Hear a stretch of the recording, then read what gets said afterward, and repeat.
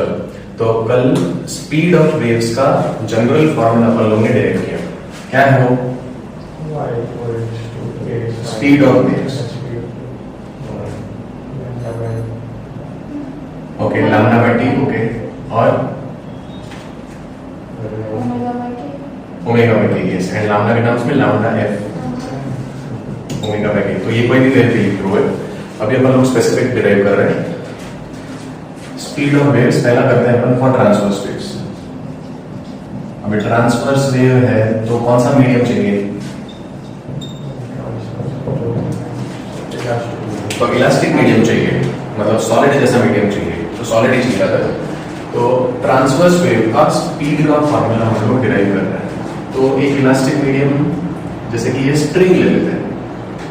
ये स्ट्रिंग में नीचे कोई हेवी मास लटका हुआ है। स्ट्रिंग का लेंथ है L। इस स्ट्रिंग में अगर यहाँ पे कोई डिस्टर्बेंस प्रोड्यूस किया तो वो कितना फास्ट ऊपर जाएगा उसका फॉर्मूला निकालना है। इधर ऐसा करके इसको ऐसे करके ऑसिलेट करा दिया तो ये डिस्टर्बेंस ऊपर जाने वाला है, वो कितनी स्पीड से जाएगा वो फाइंड आउट करना है। ऑब्वियसली कल हम लोगों ने थोड़ा सा देखा है इसका प्रैक्टिकली कि वो टेंशन पे डिपेंड करता है। टाइट हो तो ज्यादा फास्ट जाता है और अगर लूज हो तो स्लोली वेव ट्रैवल करती है। सो वी डोंट नो कि स्क्वायर के हिसाब से टेंशन के या रूट के हिसाब से वो हमको पता नहीं है। ऑल वी नो इज कि speed of transverse wave in a medium does depend on tension का सम पावर। कुछ तो पावर होगा, बट डिपेंड तो कर रहा है, वो दिख रहा है। दूसरा, ये जो पूरा सिस्टम है स्ट्रिंग प्लस मास, इसका मास ही m है। मैंने जो बॉब का मास लिखा है ये पूरे का मास m है। इसके मास पे करेगा क्या लगता है कि नहीं करेगा? सोचो, वो चेन लिया है, सेम लेंथ का चेन लिया है पर मेटल का नहीं लिया है, या फिर समझ लो कॉपर का लिया है। कॉपर हल्का होता है। कॉपर कल जो मैंने चेन लिया था वो स्टील का था, तो स्टील के बदले कॉपर का चेन लो, तो copper is a little bit lighter than steel. तो उसमें डिफरेंट स्पीड से जाएगा, सेम स्पीड से जाएगा? डिफरेंट स्पीड से जाएगा। सो मास पे डिपेंड करता है और लेंथ पे भी डिपेंड करता है कितना लंबा है। So it also depends on actually mass पर unit length, linear mass density, इसको बोलते हैं म्यू। तो speed of wave also depends on mu, पर कैसे करता है पता नहीं। सो म्यू का पावर भी इन चीजों पे कर रहा है डिपेंड। एंड प्रोपोर्शनलिटी कांस्टेंट के या c लिख देते हैं, c लिखता हूं, c e to the power है mu to the power b। इसका फॉर्मूला हम लोग डिराइव करने वाले डायमेंशनल एनालिसिस से। तो लेफ्ट साइड क्या है डायमेंशन? मास क्या है? 0, लेंथ 1, t -1। ये राइट साइड इक्वल होना चाहिए, c का कुछ नहीं। ये टेंशन है, टेंशन ऑफ द स्ट्रिंग मतलब फोर्स ऑफ द स्ट्रिंग। तो इसका डायमेंशन क्या होगा? फोर्स का m1 L1 और t-2 का पावर a, और ये है m1 L-1 का पावर b। अभी इक्वेट करें मास को, LHS में 0, RHS में क्या है अपने पास? a plus b। सो पता चला कि a equals to minus b है। दूसरा लेंथ को करें, लेंथ के लिए क्या मिला है? 1। RHS में क्या है? a minus b। दोनों को ऐड कर लो तो मिल जाता है 2a equals to 1, a equals to half, a equals to half and b equals to minus half. फिर दोनों की वैल्यू मिल गई। तो speed of transverse wave in a medium का इक्वेशन मिलता है c t का पावर हाफ और म्यू का पावर माइनस हाफ। इसका मतलब c root of t by mu. तो ये फॉर्मूला बन गया है। और एक्सपेरिमेंटली मतलब एक्चुअली फाइंड आउट किया गया कि ये लेंथ कितनी है और कितना टाइम लगा, तो उसमें से speed different times find out करके ये c की वैल्यू पता चली 1 ही है। तो constant can not be found from the dimensional analysis, तो v equals to root of t by mu. ये फॉर्मूला पता चला। ये है फॉर्मूला फॉर ट्रांसवर्स वेव। तो ट्रांसवर्स वेव की स्पीड इस पे डिपेंड करती है टेंशन पर यूनिट लेंथ या टेंशन लेंथ पर मास का रूट। Okay, clear, simple.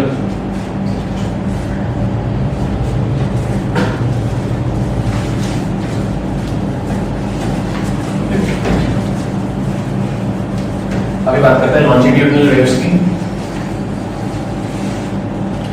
तो देखो अपन ने जो फॉर्मूला भी जो बनाया वेव का डिस्प्लेसमेंट का y equals to a sin omega t minus kx, यहाँ पे a है कि कितना ऊपर गया, मैक्सिमम कितना ऊपर गया।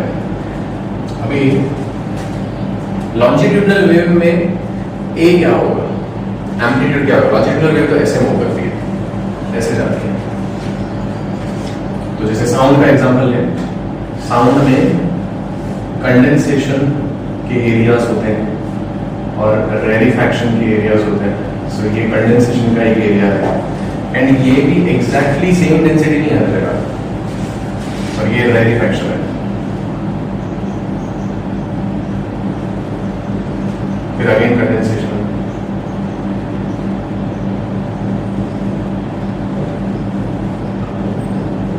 एंड देन रेरिफैक्शन, ऐसे फॉलो होगा।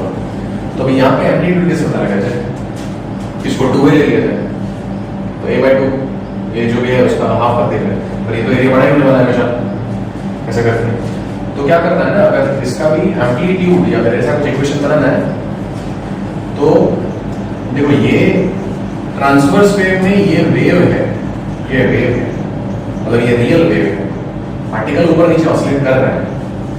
लॉन्जिट्यूडिनल वेव के लिए ऐसा ही सिमिलर प्रेशर या डेंसिटी का ग्राफ बना लिया जाए, pressure density versus distance, pressure और डेंसिटी वर्सेस डिस्टेंस। तो जैसे यहाँ पे रेरिफैक्शन है सपोज, तो यहाँ पे प्रेशर 0 है, सो 0 तो नहीं होगा, एटमॉस्फेरिक प्रेशर जो है वो तो रहेगा। So let's call it delta V और एन डेल्टा चेंज इन प्रेशर। तो यहाँ पे चेंज इन प्रेशर पॉजिटिव है, प्रेशर बढ़ चुका है। यहाँ पे चेंज इन प्रेशर कुछ नहीं है, तो कुछ नहीं है तो 0 से स्टार्ट करो।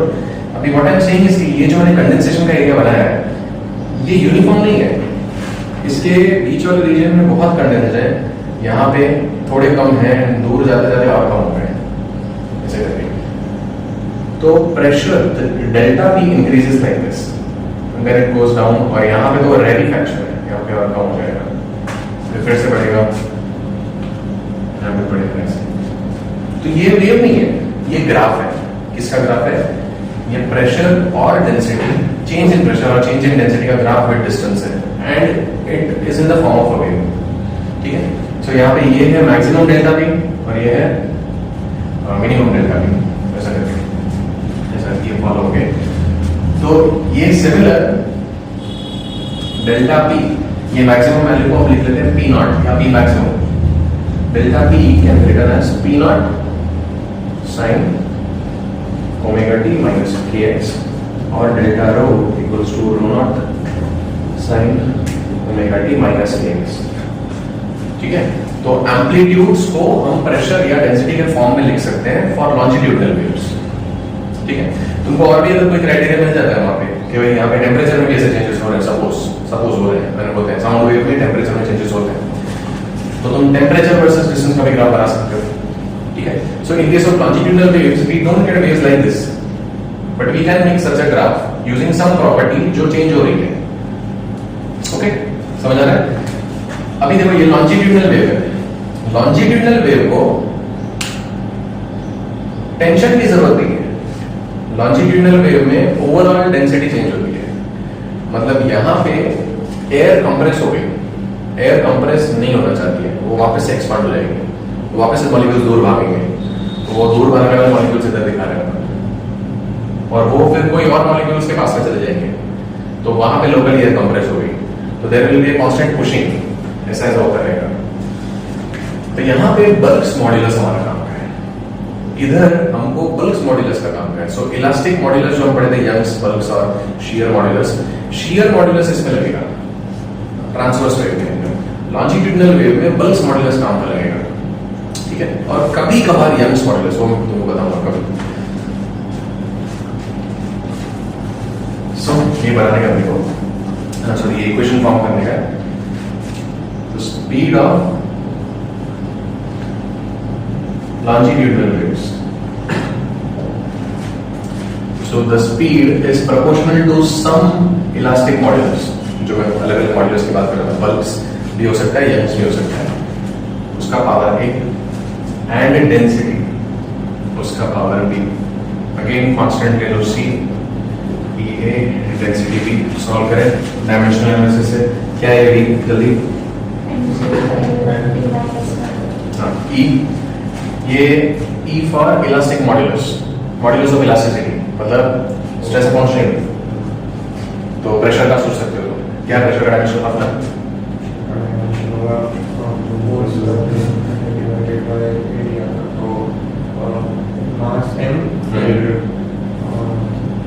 Force upon area L minus 1 हो जाएगा, L माइनस 1 और T माइनस 2, और डेंसिटी का मास का वॉल्यूम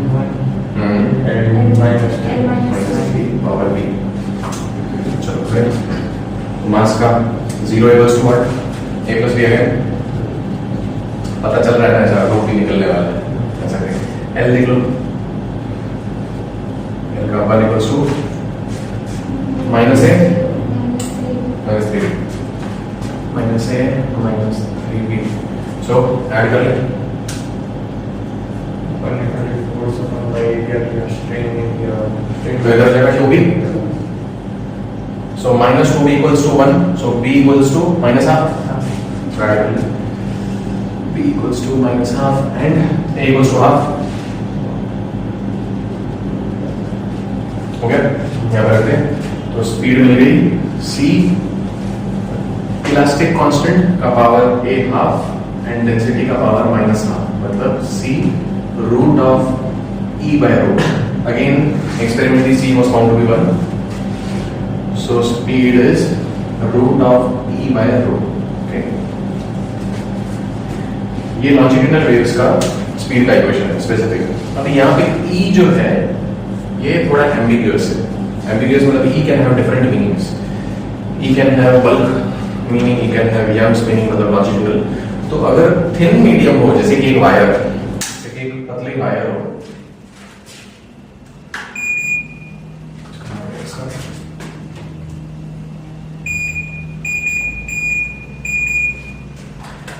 तो अगर एक पतला सा मीडियम होगा जिसमें तुम एरिया को इग्नोर कर सकते हो, तो उसमें तुम यंग्स मॉड्यूलस लोगे, और अगर थोड़ा बल्की मीडियम है तो उसमें तुम लोग बल्क्स मॉड्यूलस लोगे, ठीक है। जैसे यूजुअली क्या करते हैं, एयर में बल्क्स मॉड्यूलस लेते हैं, और अगर कोई रॉड में से अगर साउंड पास हो रहा है ना, स्टील रॉड हुआ या कुछ भी हुआ, तो उसमें यंग्स मॉड्यूलस लेते हैं, क्योंकि उसमें उसकी लेंथ में पार्टिकल्स ऐसे ऐसे ऑसिलेट कर रहे होते हैं, ऐसे एक्सपांड नहीं होने देते हैं, जबकि एयर में एक्सपेंशन भी हो रहा होता है थोड़ा बहुत, ठीक है।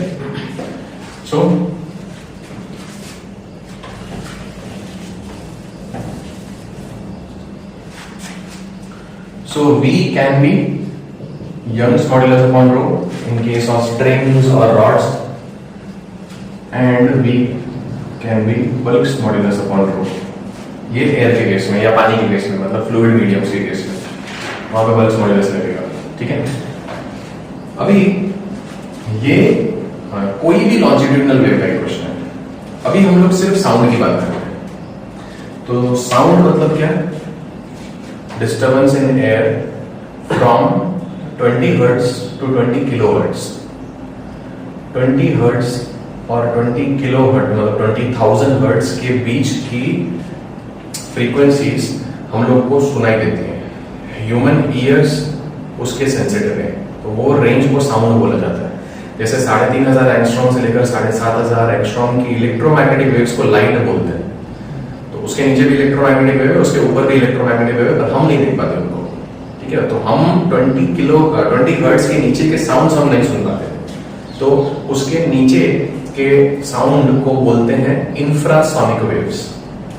सो साउंड वेव्स या mechanical waves, disturbances in air below 20 hertz. For some people it is 18 hertz also. कुछ लोगों का हियरिंग अगर देखो तो वो 18 hertz का भी साउंड सुन सकते हैं, ठीक है। So 18 hertz is the lower limit, but then your book से 20 to 20 किलो हर्ट्ज, तो तुम लोगों को भी वही करना पड़ेगा। वो एक क्या बोलते हैं जनरल रेंज है। तो सब लोग 18 हर्ट्ज नहीं सुन पाएंगे, और 20 किलोहर्ट्ज के ऊपर हम लोग नहीं समझ पाते। 20 किलोहर्ट्ज के ऊपर को बोलते हैं अल्ट्रासोनिक। जो अल्ट्रासाउंड वगैरह जो करते हैं हॉस्पिटल्स में, वो साउंड वेव्स डिटेक्ट कर रहा होता है जो हमारे इंटरनल ऑर्गन्स में से निकल रही होती है। हमारे इंटरनल ऑर्गन्स में से मैकेनिकल डिस्टर्बेंसेस निकल रहे होते हैं, वो अल्ट्रासाउंड डिटेक्ट करते हैं। इंफ्रासोनिक वेव्स 20 हर्ट्ज के नीचे हम नहीं सुन पाते, अल्ट्रासोनिक 20,000 हर्ट्ज के ऊपर वो भी हम नहीं सुन पाते। तो जो अल्ट्रासोनिक वेव्स हैं वो सबमरीन्स वगैरह में भी यूज होती है। इंफ्रासोनिक वेव्स, सॉरी, सबमरीन्स वगैरह इंफ्रासोनिक वेव्स और ये सब यूज होते हैं, वो दोनों यूज करते हैं इनफैक्ट लोकेशन फाइंड आउट करने के लिए। जैसे रेडार होता है वैसे सोनार होता है सबमरीन्स के अंदर, तो उसमें वो साउंड का वेव्स को डिटेक्ट करता है। तो अभी हम लोग स्पेसिफिकली साउंड वेव्स की स्पीड निकालेंगे, और वो साउंड वेव है लॉन्जिट्यूडल स्पीड, तो वो स्पीड इसमें से ही निकलने वाली है, इस वाले फॉर्मूला में से। सर आइजैक न्यूटन उन्होंने बोला कि जो साउंड का जो प्रोपोगेशन है, साउंड जो ट्रैवल करता है वो एक आइसोथर्मल प्रोसेस है।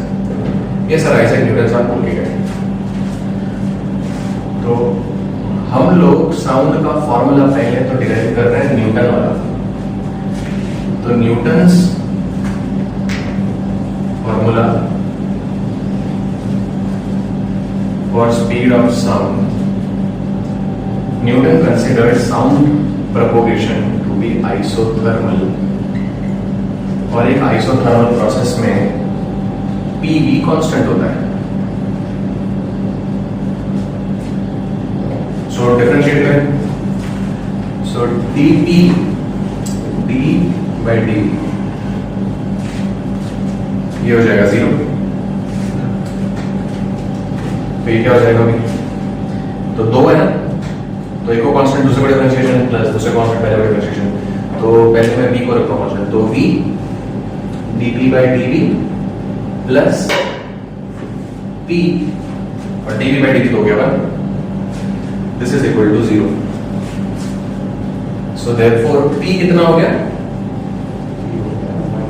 Minus dp by dv by v, so minus of dp by dv by v।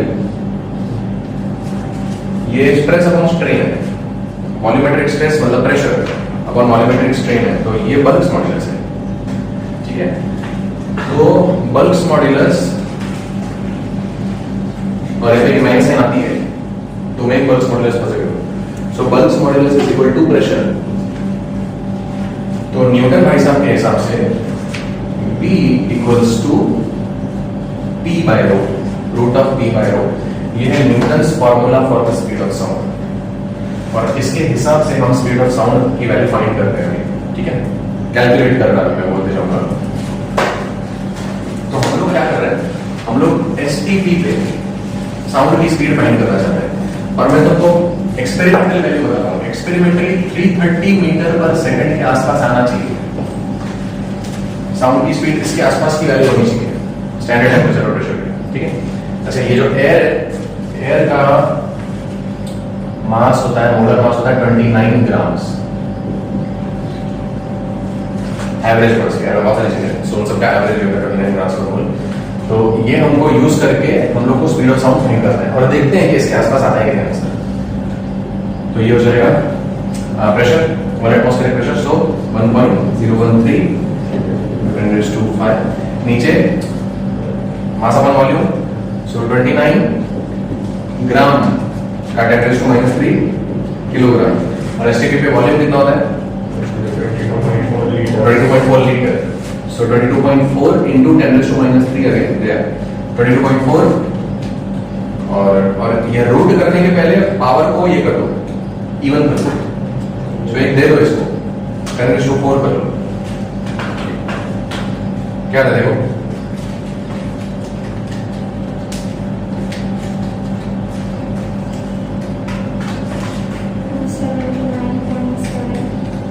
To 279.7 metre पर सेकंड, बराबर इसके आसपास ये तो बहुत दूर है, बहुत ज्यादा डिफरेंस है। मतलब न्यूटन के फॉर्मूला में कुछ गड़बड़ थी। न्यूटन ने साउंड प्रोपोगेशन को आइसोथर्मल प्रोसेस माना है, और आइसोथर्मल प्रोसेस के हिसाब से फॉर्मूला बनता है ये उसमें साउंड की स्पीड ये आ गई, एक्सपेरिमेंटल वैल्यू साउंड की स्पीड ये है। तो न्यूटन ने जो मिस्टेक किया था उसको करेक्ट किया लैपलेस ने। तो नेक्स्ट जो करेंगे हम लोग वो लैपलेस का करेक्शन करेंगे। लैपलेस ने इसमें चेंज क्या किया न्यूटन के फॉर्मूला में।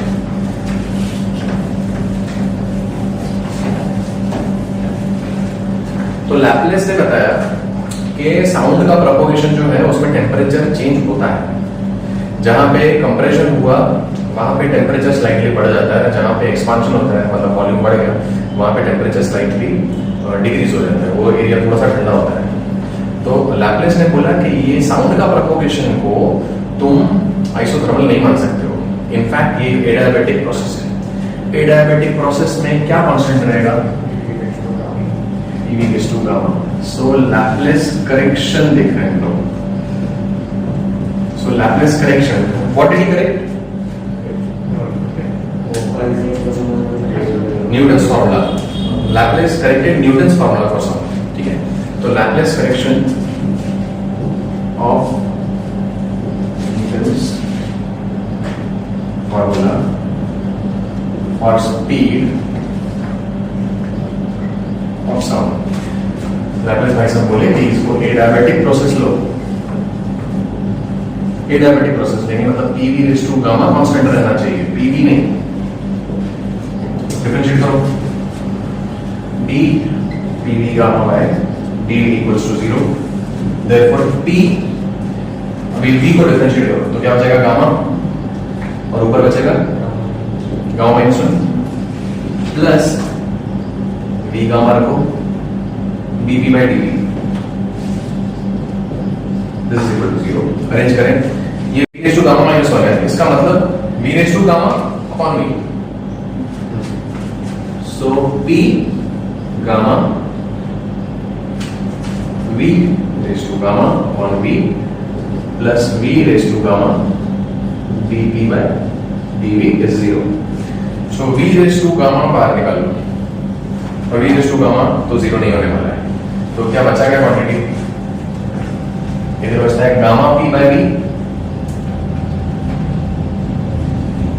उस साइड ले लें, बिकम्स dP बाय dV। तो ये V आ जाएगा ऊपर या फिर इसके नीचे। So gamma P equals to minus dP by dV by V। ये अगेन बल्ब्स मॉड्यूलस है। लैपलेस भाई साहब बता के गए कि बल्ब्स मॉड्यूलस प्रेशर नहीं है, साउंड के केस में bulbs modulus gamma times pressure है।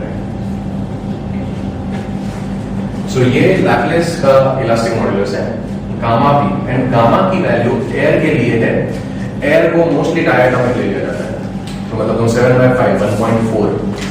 सो गामा की वैल्यू 1.4 है। तो स्पीड ऑफ साउंड का फार्मूला क्या बना फिर? V equals to root of gamma P by P by तो हमने कर लिया, खाली रूट ऑफ 1.4 मल्टीप्लाई करो। सो रूट ऑफ 1.4 टाइम्स 279.7 क्या आता है?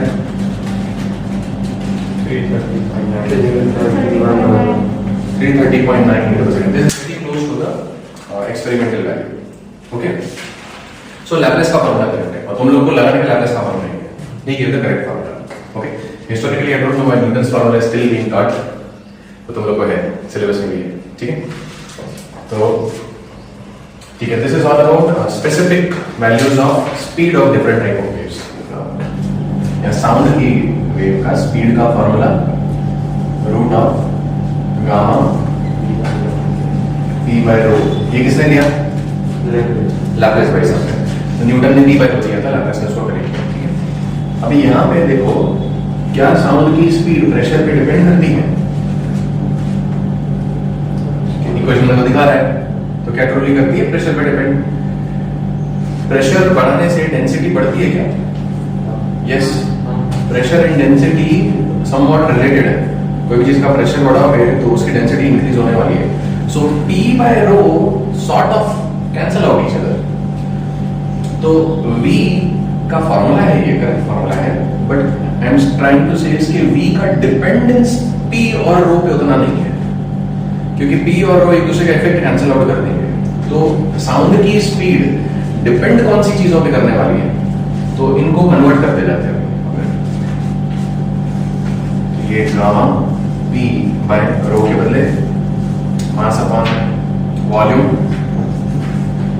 और ये पी को क्या लिख सकते हैं, म्यू आर लिख सकते हैं।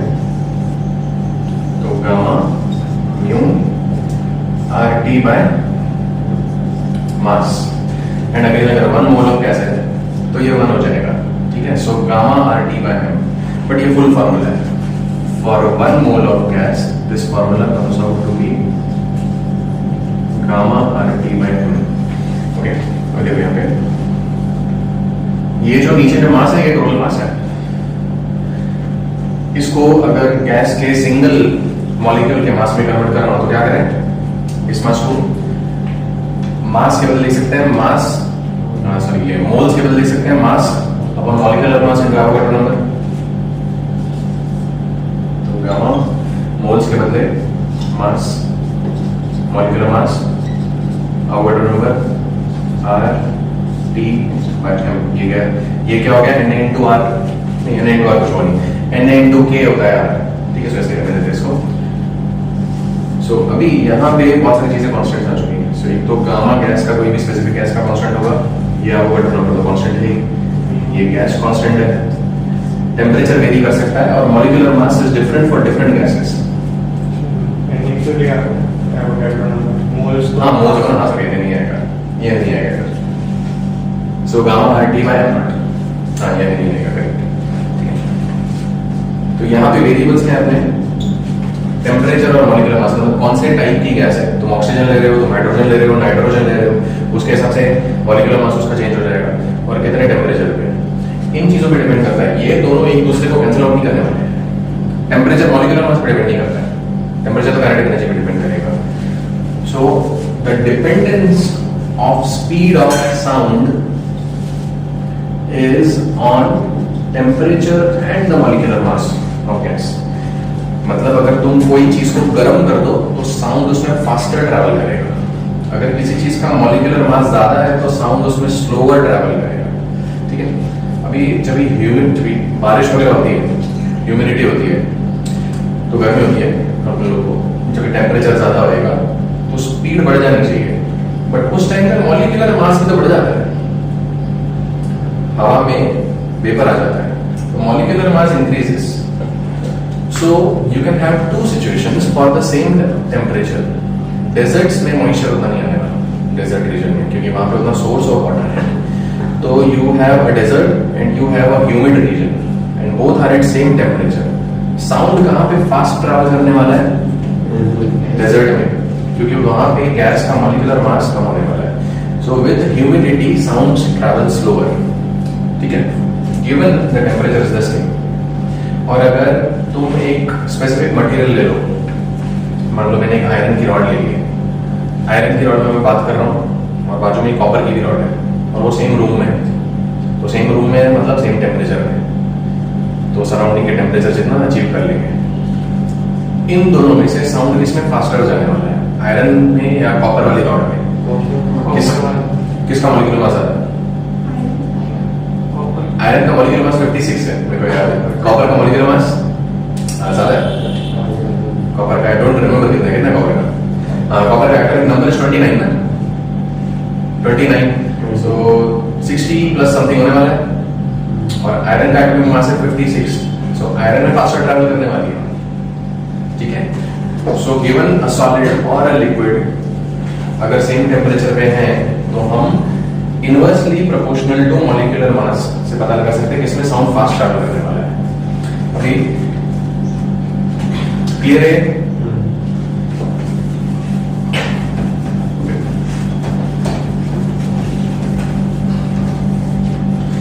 So एक इक्वेशन बना रहे हैं अभी। Let's say the speed of sound at 0 degree Celsius is V0. So 0 degree Celsius is 273 Kelvin. So temperature है 273 Kelvin, या मैं small t लिख रहा हूँ सेल्सियस में, 0 degree Celsius, okay, small t Celsius के लिए और कैपिटल T केल्विन में। अपन को इन जनरल कोई और टेम्परेचर के लिए स्पीड निकालनी है तो हम एक फार्मूला, एक छोटा सा फार्मूला डिराइव कर लेते हैं कि आगे से कभी टेम्परेचर गिवन होगा तो गामा और टी बाय एम बार बार नहीं लगाना पड़ेगा ऐसे करके। तो अभी पता है हमको कि v proportional to root T और गामा हमेशा कांस्टेंट्स है और v not proportional to T naught, so 273। जब भी मल्टीप्लाई कर रहे हैं डिवाइड कर रहे हैं तो हमको केल्विन में लेना पड़ेगा, सेल्सियस में नहीं छोड़ सकते, ठीक है। अभी ये टी ये भी केल्विन नहीं है तो इसको ऐसे लिख सकते हैं सेल्सियस प्लस 273, ये केल्विन में गिवन होगा तो जो सेल्सियस का वैल्यू है प्लस 273 कर देंगे, ठीक है। तो अब ये टी क्या है, अब ये टी सेल्सियस वाला है, ओके। ये केल्विन है, ये पूरा केल्विन है, ये टी जो है सेल्सियस वाला, दोनों को डिवाइड कर दें तो v by v not is root of t plus 273 by 273, therefore v equals to v naught 1 plus t by 273। ये फॉर्मूला मिल गया अपने को। अच्छा v नॉट कितना कल किया था अपन ने 332 टू बी प्रिसाइज, 1.6 ऐसा कुछ आता है, सो 332। सो 0 डिग्री सेल्सियस पे एसटीपी पे साउंड की स्पीड होती है 332, तो 332 1 plus T bye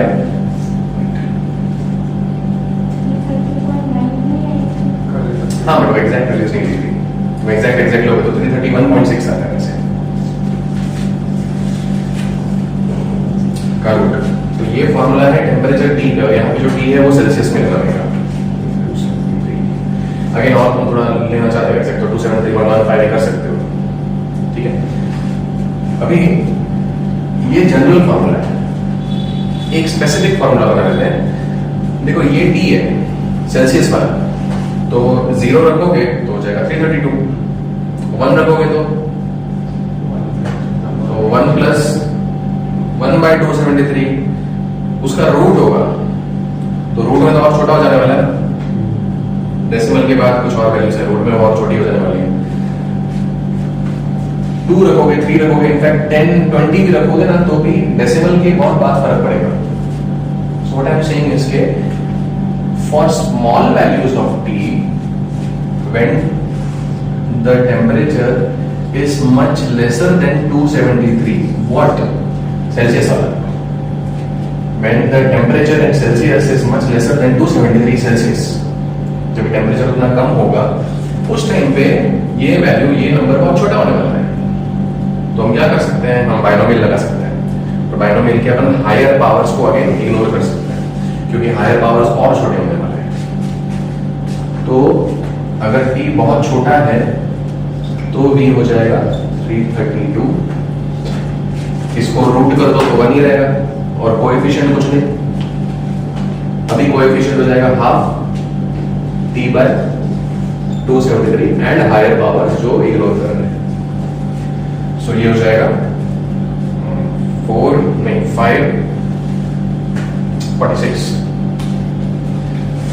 so v equals to 332 1 plus t by 546। ये फॉर्मूला स्पेसिफिक है जब ये टेम्परेचर बहुत छोटा हो तो for not so hot objects हम लोग ये फॉर्मूला लगा सकते हैं। अगर तुमको लग रहा है कि 273 को अप्रोच कर रही है, अगर इसका हाफ भी है, अगर इसका 1/3 भी है तो ये फॉर्मूला से करेक्ट आंसर नहीं आने वाला है, ठीक है। सो मे बी 10% और लेस, 10% और लेस के लिए जब ये टेम्परेचर 10% लेस तो 27 से नीचे, 27 से नीचे के लिए हम लोग ये फॉर्मूला लगा सकते हैं। ये और ये फॉर्मूला दोनों ऑलमोस्ट सेम आंसर देने वाले हैं। इसमें फायदा क्या लगाने का, रूट नहीं है, तो वही फायदा है, कैलकुलेशन थोड़ा इजी हो जाता है। तो जब ये छोटे टेम्परेचर्स अपने को गिवन होंगे और बोला हुआ कि इसमें स्पीड ऑफ साउंड निकालो छोटे टेम्परेचर्स के लिए, तो हम लोग ये फॉर्मूला लगाएंगे। तो क्वेश्चन में देखना है जब ये बड़ा टेम्परेचर होगा तो ये फॉर्मूला लगाएंगे, छोटे में भी ये लगा सकते हो, ठीक है। खाली एक रूट का एक आ जाएगा। एंड अगर तुम लोगों को कैलकुलेटर्स अलाउड है जो एग्जाम्स में वहां पे, तो फिर यही लगाओ, कोई टेंशन नहीं, ठीक है। सो क्लियर है। स्पीड ऑफ साउंड, अगेन ये लॉन्जिट्यूडिनल वेव है।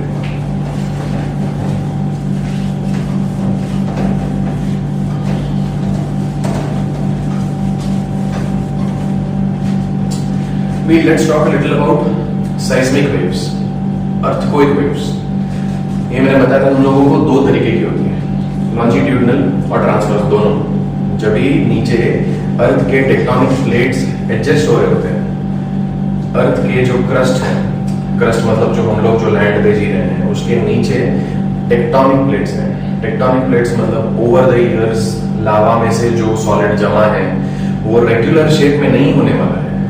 अर्थ, अच्छा पहले तुम लोग को ये भी पता होगा हिस्ट्री अर्थ का कि अभी जो कॉन्टिनेंट्स हैं शुरू से वो कॉन्टिनेंट्स नहीं थे, तो लैंड मूव हुआ है थ्रू आउट सेंचुरीज, धीरे धीरे धीरे करके मूव हुआ है। तो जब दो लैंड मिले हैं तो कॉन्टिनेंट जैसे बनते गए हैं, तो यूनिफॉर्मली ऑब्वियसली नहीं मिले होंगे। तो नीचे इरेग्युलर स्टोन्स हैं और वो कभी कभी एडजस्ट होते हैं, ऐसा स्लिप डाउन होंगे, एडजस्ट होने की कोशिश करेंगे। तो ये एक प्लेट, ये दूसरा प्लेट, ये टेक्टोनिक प्लेट्स बोलते हैं। तो when tectonic plates try to adjust, it's called sliding of tectonic plates. तो tectonic plates slide over each other, तो हमको अर्थक्वेक फील होता है, ठीक है। तो अभी ये टेक्टोनिक प्लेट अगर सपोज यहाँ पे ऐसा इरेगुलरिटी है ये पॉइंट पे, और ये पॉइंट पे कुछ नहीं है इरेगुलरिटी, इधर है, तो इधर अगर सेट होगा तो यहाँ पे जो डिस्टर्बेंस हुआ है वो इधर भी जाएगा, तो ये इफेक्ट इमीडिएटली नहीं जाएगा ऑब्वियसली। लाइट की स्पीड से फास्ट कुछ नहीं होता। So the waves, the longitudinal and the transverse wave generated at the epicentre of the earthquake take some time to travel. भले फिर एक सिंगल टेक्टोनिक प्लेट क्यों नहीं हो, बड़ी सी किलोमीटर्स लॉन्ग टेक्टोनिक प्लेट हो, वैसे पार्ट्स में होती है, ठीक है। बट फिर अगर एक बड़ी सी प्लेट भी होगी तो भी यहाँ पे अगर वो नीचे होती है तो इमीडिएटली दूसरा साइड नीचे नहीं होने वाला है, क्योंकि वो भी रिजिड नहीं होते, उनमें भी इलास्टिसिटी होने वाली है। There is the rigid body is an absolute concept, truly rigid कुछ नहीं होता है। तो ये वेव अगर इधर ऊपर नीचे हुई, वेव नहीं सॉरी, अगर यहाँ पे सेंटर में ऐसे नीचे हुआ, सिर्फ नीचे हुआ, तो ये कौन से टाइप की वेव जनरेट करेगा? ट्रांसवर्स वेव जनरेट करेगा। एंड इट स्लाइड्स आल्सो, आगे भी जाता है, तो सिर्फ नीचे नहीं होगा, ये ऐसे भी होता है। तो लॉन्जिट्यूडिनल वेव भी जाएगी। Longitudinal wave is called the primary seismic wave। तो P wave earthquake में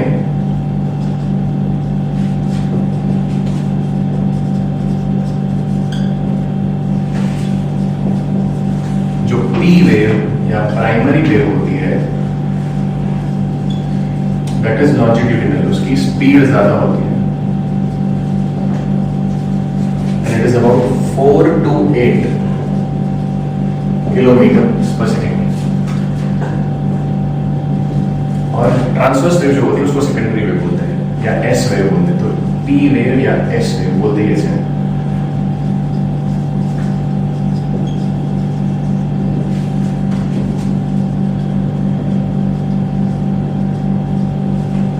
इसकी स्पीड होती है 2 to 5 किलोमीटर पर सेकेंड, ठीक है। ऑल दिस डिपेंड्स कि कितना डेप्थ है, कितना इरेगुलरली अरेंज्ड है, ठीक है। अभी ये इंफॉर्मेशन से एपिसेंटर की लोकेशन पता लगा जा सकती है कि कहाँ एग्जैक्टली हुआ है अर्थक्वेक, ठीक है। तो एक मैं रैंडम एग्जांपल यहाँ पे कर रहा हूँ। तो लेट्स से एक लोकेशन है,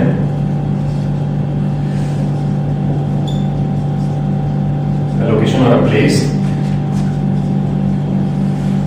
receives a P wave traveling at 8 kilometers per second at 12 p.m. Okay, and 2 minutes later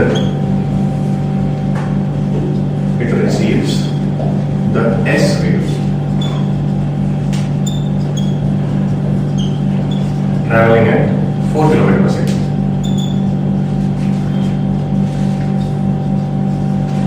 What is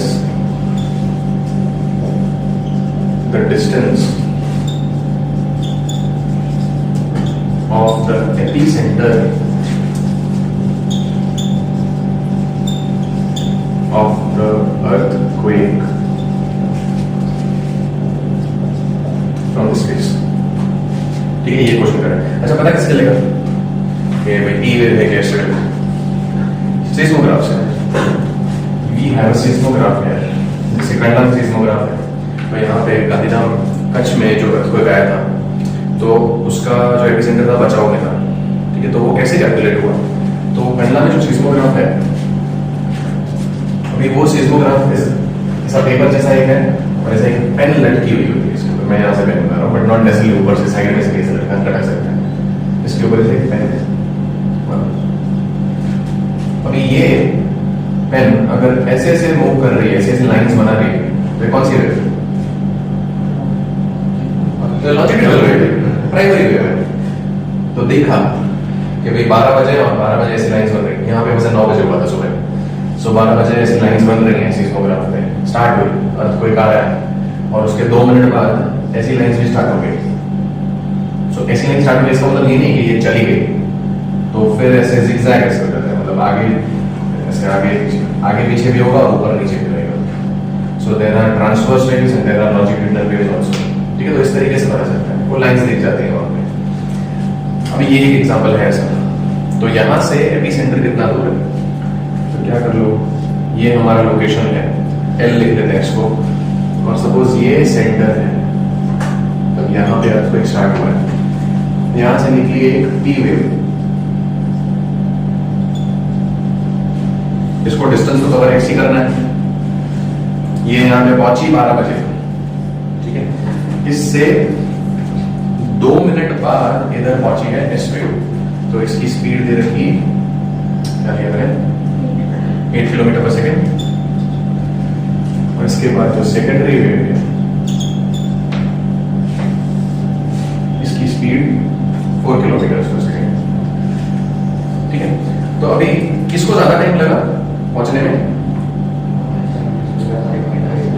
S wave को ज्यादा लगा. सपोज टी वेव को इधर पहुंचने में टाइम लगा टी मिनट्स लिया ना, टी मिनट्स. तो एस वेव को कितना लगेगा? T plus 2 minutes. तो ये तो सिंपल अपना मोशन वाला इक्वेशन हो गया, speed equals to distance upon time. Speed equals to distance upon time करके अपन को अर्थक्वेक का लोकेशन मिलने वाला है. ये लगा लेते हैं. तो पहले पी वेव का करें, Vp equals to x by t. अपना एम क्या है इसका? x निकालना. कितना दूर है यहां से, कितना दूर अर्थक्वेक हुआ है. And Vs equals to x by 2 plus t. तो t एलिमिनेट कर दें, इधर से टाइम अपने को नहीं चाहिए, कितना टाइम लगा पहुंचने को चाहिए फंक्शन. तो इधर t के बदले लिख सकते हैं x by t. So x by 2 plus x by t. Again ध्यान रखना, यहाँ पे ये टाइम मिनट में है और डिस्टेंस जो है वो किलोमीटर में है. और देखो ये स्पीड किलोमीटर पर सेकंड में है ना, तो इसको क्या करते हैं, सेकंड्स में कन्वर्ट कर लेते हैं. सो ये वो 120 कर लेते हैं, तो यूनिट का कंफ्यूजन होगा. ये है अपना Vs. इसको कैलकुलेट करते हैं वैल्यूज रखते.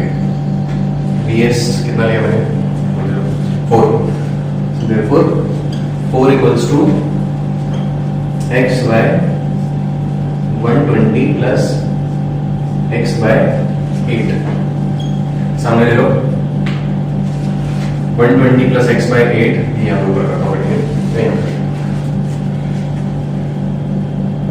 सो 120 plus x by 8 equals to x by 4. Subtract कर लो, x by 4 minus x by 8, x by 8. Therefore x equals to 120 into 8. So 12 8. 960 kilometre. तो जहां पे अर्थक्वेक फील हो रहा है उधर से 960 किलोमीटर दूर उसका एपिसेंटर है. ऐसे करते हैं. ठीक है, क्लियर? ये स्ट्रिंग कोई सस्पेंशन पॉइंट है मेरे दीवार के अंदर.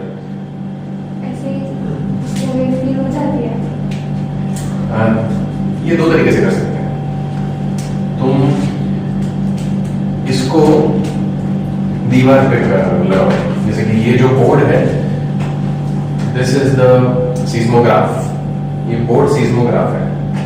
अगर बोर्ड सीस्मोग्राफ है तो तुमको जो स्ट्रिंग का जो हैंगिंग पॉइंट है वो ऐसा रखना चाहिए कि वो ज्यादा शेक नहीं करेगा, उसका ऑसिलेशंस नहीं हो ज्यादा करके, तो उसमें डैम्पर्स लगाए जाते हैं ताकि उसका लैटरल ऑसिलेशन नहीं हो।